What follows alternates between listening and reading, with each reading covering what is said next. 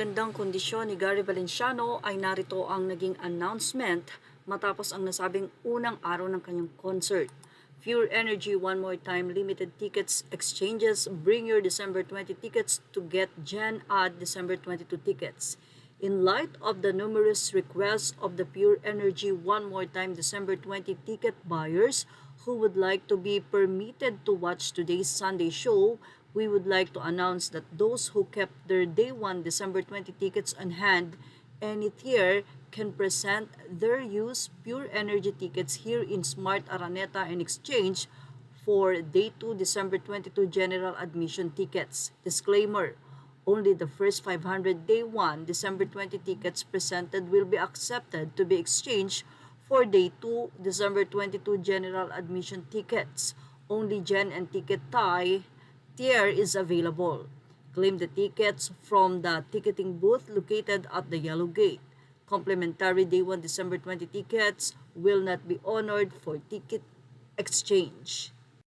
At eto na nga ang reaksyon ng mga netizen. Fair offer, do you think it's enough? Do a live feed now to an email blast to all concert goers last December 20. Sinong mga fans na yan na willing i-compensate yung ticket tapos Gen Ad at first 500 lang? Do better Manila Genesis. Late na ang announcement nyo. Wala po kaming pakpak para kung anumang oras pwede kaming makalipad ang traffic din. Sayang naman ngayon ko lang nakita. Sana mapagbigyan din kami ulit makawatch ng buong concert ni Sir Gary. We've been waiting for this moment. Feel better, Sir Gary V. Nang isa walang gusto sa nangyari last Friday, nagdarasal kaming lahat para sa kaligtasan ni Gary V. Valenciano.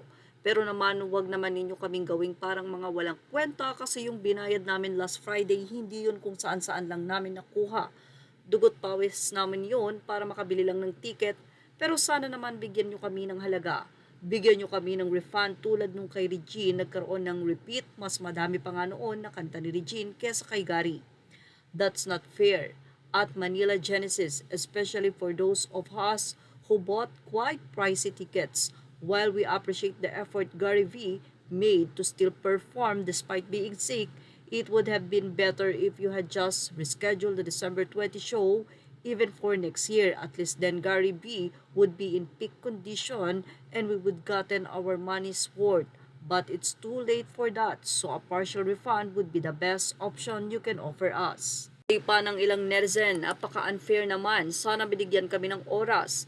Pinag-ipunan and pinaghirapan namin yung ticket na yon.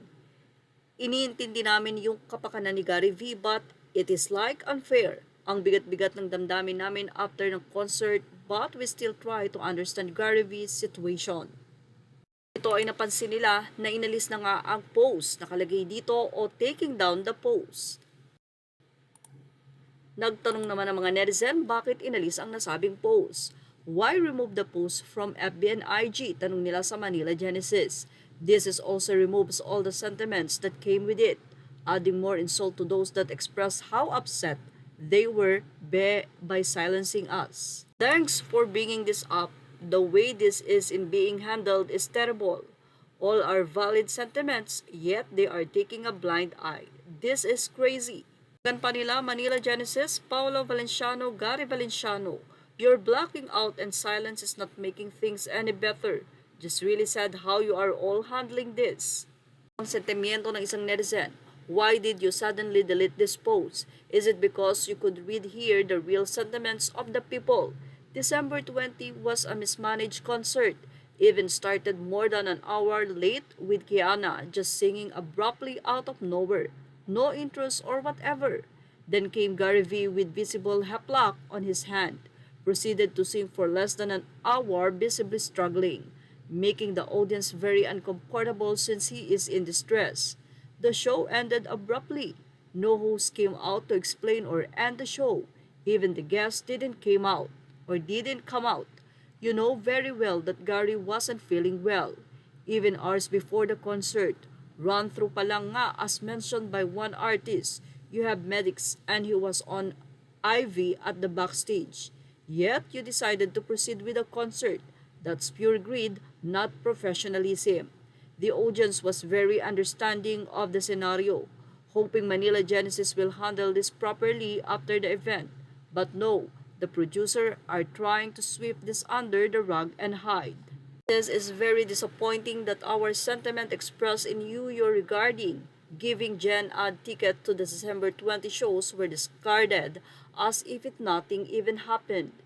We, the paying public and fans, were eagerly waiting to hear action from your end regarding last Friday's incident. And the best you were able to do was to offer Gen Ad ticket to December 20 ticket holders. Regardless of the price we paid for those, mas mabilis pa yung concert versus the time we spent palabas ng parking. So I hope you do understand where we're coming from. I will always be a fan of Gary V's music and I am thankful that his best better. Or that's his better. I'm not a fan of how this is all being handled. If it is physically impossible for Gary V to do a repeat, then a reasonable refund would be given to us. Dictator mula sa Fashion Police, we hear you and we emphasize with you, karapatan nyo yon, hard-earned money nyo yon para tuloy scam at budol ang nangyari tapos ghosting. Grabe naman ang pagka-greedy sa pera, hindi bagay sa Hallelujah Facade. Legit, kakahiya. Watching, images are all credit to the rightful owners. Please like, share, and subscribe.